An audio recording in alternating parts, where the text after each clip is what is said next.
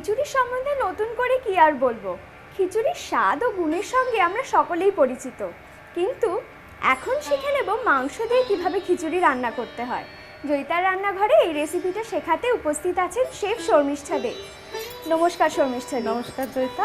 এই মাংস দিয়ে খিচুড়ি করতে আমাদের কি কি উপকরণ লাগছে? মাংস দিয়ে খিচুড়ি করতে নর্মাল যা খিচুড়ি করতে লাগে তার থেকে একটু আলাদা আলাদা ইনগ্রেডিয়েন্টস কিছু লাগে। সেগুলো বলে দিচ্ছি। গোবিন্দভোগ চাল, তেজপাতা, কাঁচা লঙ্কা, গোটা গরম মশলা, আদা বাটা, গোটা জিরে, এটা হলো পিওর ঘি, আর খুব ভালো যে সোনা মুগ ডাল হয় সেই মুগ ডাল, মাংস, আর ওই ডালটাই আমি একটু সেদ্ধ করে নিচ্ছি কিন্তু, না এটা আমি পরে বলছি। নুন, হলুদ, পেঁয়াজ কুচি আর শুকনো লঙ্কা। আচ্ছা। আর রান্নাটা হবে সর্ষের তেলে। আচ্ছা আচ্ছা, তুমি আমাকে একটা বড় প্যান দেবে। আচ্ছা।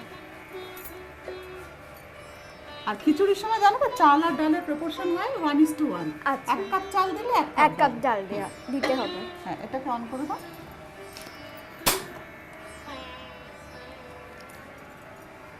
আচ্ছা, এখানে আমার 1 কাপ চাল আছে, গোবিন্দভোগ চাল। তুমি আমাকে জল দাও।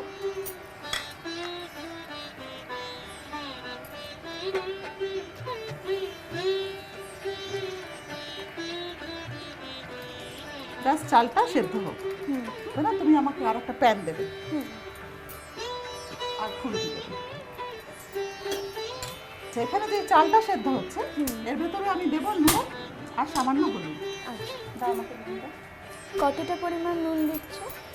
নুন দেব 1 টিস্পুন, আর হলুদ দেব 1/2 টিস্পুন। নুন হলুদ দিয়ে আমরা চালটা সিদ্ধ করতে বসিয়ে দিয়েছি। 4টে কাঁচা লঙ্কা দাও।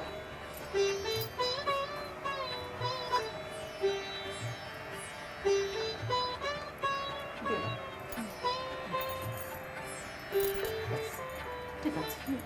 আর আচ্ছা, এবারে এখানে আমি দেব সরষের তেল।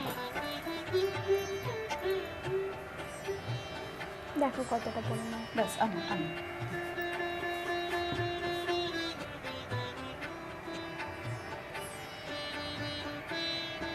সরষের তেল আর ঘি আমি মিক্স করে দেবো।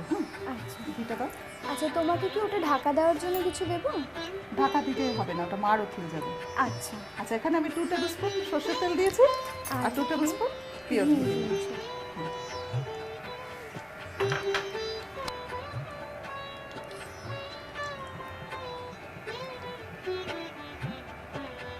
এর ভেতরে আমি পরপর দিতে থাকবো। প্রথমে দেবো পেঁয়াজ। কতটা পরিমাণ? এটা আমার 4টে মতন পেঁয়াজ কুচি করে কাটা আছে।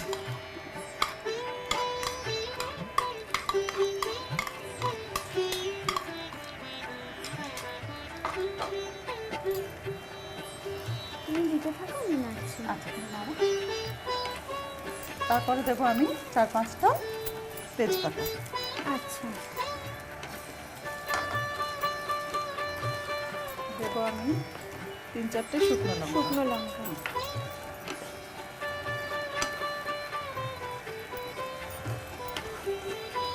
1 টিস্পুন জিরে। এখানে তার মানে আমরা ফোড়নটা বেশ বানিয়ে নিয়েছি। ফোড়নটা বানাচ্ছি, তার সাথে সাথে মাংসটা আমরা কষে নেব।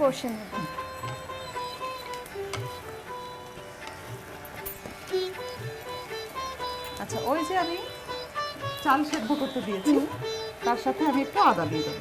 আচ্ছা, তার মানে কিছুক্ষণ এতে কি একটু গেল? নুন, হলুদ, একটু কাঁচা লঙ্কা আর একটু আদা। আদাটা আমরা কিছুক্ষণ পরে দেবো। একটু পরে ফুটে গেলে তারপরে দেবো। এতে একটা আদার বেশ গন্ধটা পাওয়া যায়। পেঁয়াজটা একটু লাল লাল করে ভাজা হবে। তার মধ্যে আমি দিচ্ছি গোটা গরম মশলা।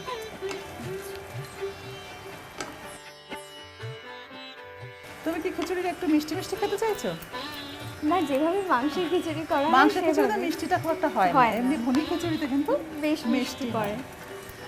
মাংসের খিচুড়ি তো ঝাল ঝাল হয় ব্যাপারটা, ওই জন্য আমি চিনি দিচ্ছি না।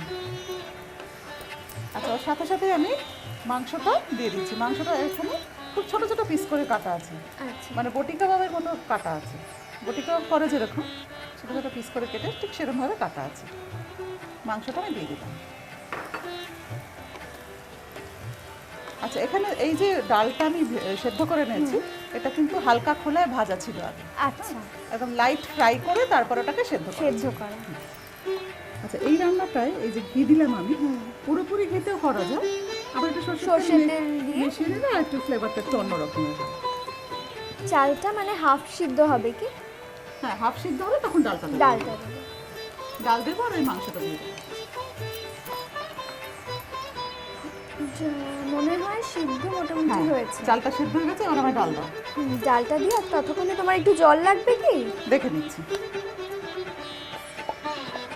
ডালটা তো আমার আগে থেকেই সেদ্ধ করা সেদ্ধ ছিল। হয়েছে। আর দেখে নাও। এখানেও মশলাটা বেশ কষা কষা হয়ে গেছে। ঠিক আছে, এটা অফ করে দিই। হুম, আচ্ছা, এইবার এই যে মিক্সচারটা হলো চাল আর ডালের, এর মধ্যে ওই ফোড়নটা ঢেলে দিতে হবে। তুমি কি ঢালতে পারবে? হ্যাঁ হ্যাঁ। ঢেলে দাও।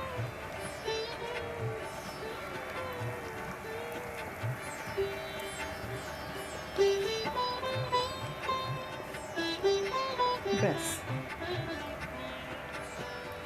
না, আমার মনে হচ্ছে আর জল লাগবে না। আর জল লাগবে না, না। একদম ঠিক, মানে এই কনসিস্টেন্সিটাই হয়। হয়ে গেছে, ফুটে গেছে 2-3 মিনিট। এবার আমি এটা ঢালবো। আমি ঢেলে দিচ্ছি।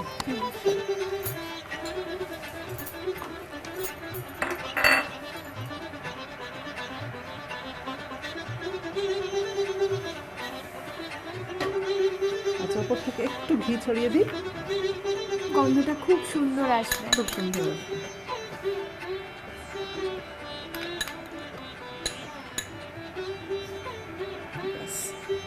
জাস্ট ঘিটা গলে গলে যাবে। তৈরি হয়ে গেল মাংসের খিচুড়ি। স্বাদ বদলের জন্য আপনারাও চাইলে কিন্তু বানিয়ে ফেলতে পারেন আপনার রান্নাঘরে। আর এরকম নানা ধরনের রেসিপি শিখতে অবশ্যই নজর রাখুন আমাদের ওয়েবসাইটে।